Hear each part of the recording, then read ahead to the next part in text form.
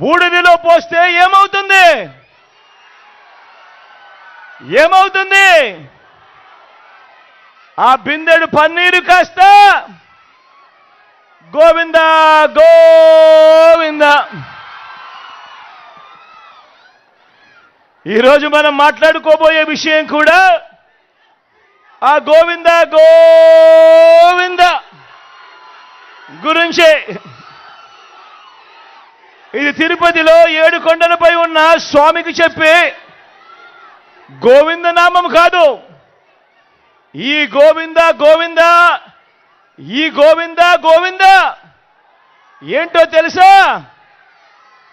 మన చంద్రబాబును నమ్మితే ప్రజల జీవితాలు ఏమవుతాయో, గతంలో ఎలా ప్రజలు చెడిపోయారో, ఆయన మోసానికి ప్రజల బ్రతుకులు ఎలా అతలాకుతలమయ్యాయో చెప్పే గోవింద గోవింద. మరి చంద్రబాబు ఈ రాష్ట్ర ప్రజలను నమ్మించి ఏమేమి గోవింద గోవింద చేశాడో చూద్దామా? చూద్దామా? ఒకసారి గుర్తుకు తెచ్చుకుందామా? సిద్ధమేనా?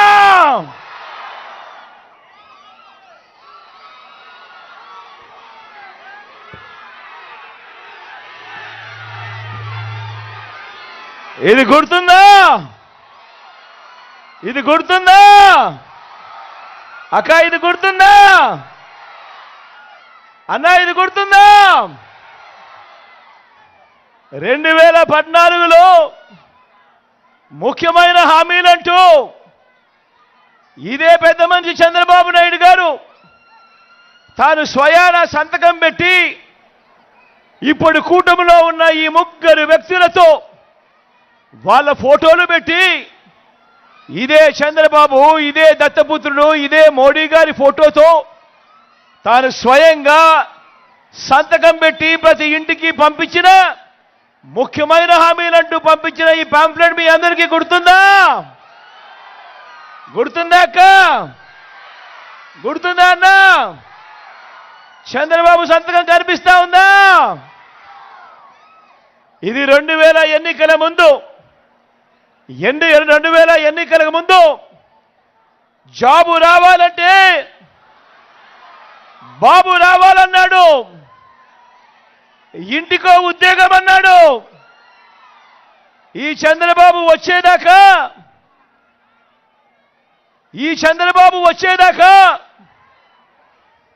ఎన్నికలు వచ్చేదాకా, ఎన్నికలు అయిపోయేదాకా ఈ చంద్రబాబు అన్న మాటలేమిటి?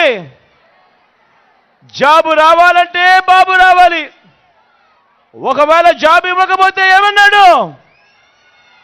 ఇంటింటికి 2000 రూపాయలు నిరుద్యోగ వృత్తి అన్నాడా లేదా? అన్నాడా లేదా?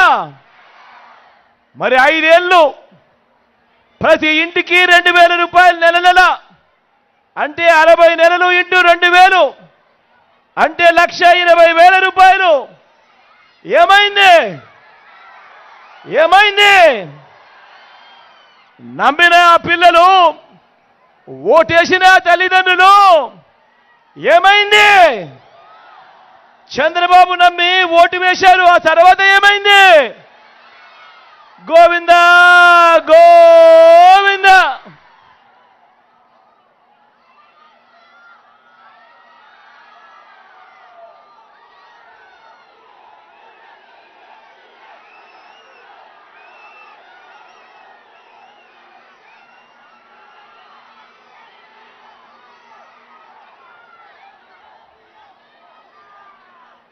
ముఖ్యమైన హామీలంటూ ఇంకా ముందుకు పోదామా? ఆయన ఏం చెప్పాడు?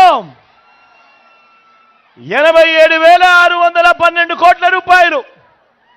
మళ్ళీ చెప్తా ఉన్నాను, 87,612 కోట్ల రూపాయలు రైతు రుణాల మాఫీ అన్నీ కూడా మొదటి సంతకంతోనే మాఫీ అన్నాడు. బ్యాంకుల్లో పెట్టిన బంగారాన్ని విడిపిస్తానన్నాడు. బ్యాంకుల్లో పెట్టిన బంగారం రావాలి అనంటే బాబు రావాలి అన్నాడు. నా రైతన్నలు ప్రతి పేదవాడికి 3 సెంట్ల స్థలం కట్టుకునేందుకు పక్కా ఇల్లు అన్నాడు. నా అక్క చెల్లెమ్మలు ఈ మాట నమ్మారు. నా అక్క చెల్లెమ్మల కుటుంబాలు ఈ మాట నమ్మారు. నమ్మి 2014 ఎన్నికల్లో ఇదే పెద్ద మనిషి చంద్రబాబు నాయుడు గారికి ఓటు వేస్తే ఏమైంది? మళ్ళా ఏమైందక్క? తర్వాత ఏమైందన్న? తర్వాత గోవింద గోవింద. కనీసం ఏ పేదవాడికైనా ఒక్కటంటే 1 సెంటు స్థలమైనా కానీ కట్టుకునేందుకు ఇంటికి ఇచ్చాడా అని అడుగుతా ఉన్నాను ఈ సందర్భంగా. 2 చేతులు పైకి ఎత్తారబ్బా. ఇలా ఇలా ఇలా ఇలా ఇలా ఇలా ఇలా ఇలా ఇలా ఇలా ఇలా ఇలా ఇలా ఇలా ఇలా ఇలా.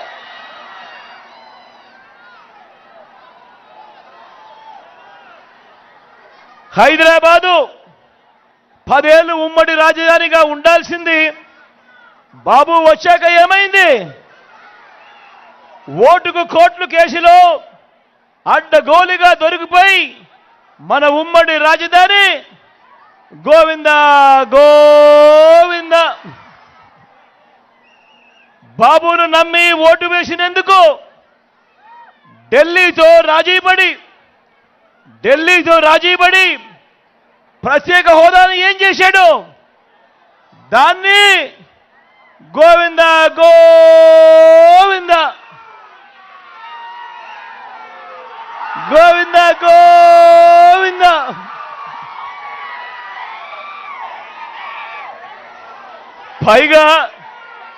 పైగా ప్రత్యేక హోదా ఏమైనా సంజీవినియా అని చెప్పి బరి తెగించి కూడా మాట్లాడాడు ఈ పెద్ద మనిషి.